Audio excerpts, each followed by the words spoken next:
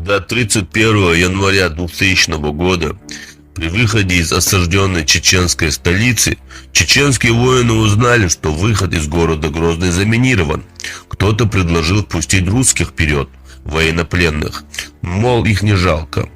И тогда Лечо Дудаев сказал, что они тоже люди, что нам не пристало уподобляться русским. Вперед должны пойти мы, командиры. С ним согласились все. Лечо хотел пойти первым, но его отстранил Шамиль Басаев и вышел вперед. Через несколько шагов он взорвался, ему оторвало ступню. Тогда вперед вышел Лечо Дудаев и тоже через несколько шагов подорвался и погиб.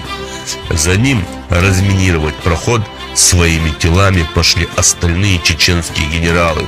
Так они и шли, взрываясь и прокладывая своими телами дорогу другим, в том числе военнопленным русским. Да будет доволен вами Аллах, а мы будем помнить вас вечно.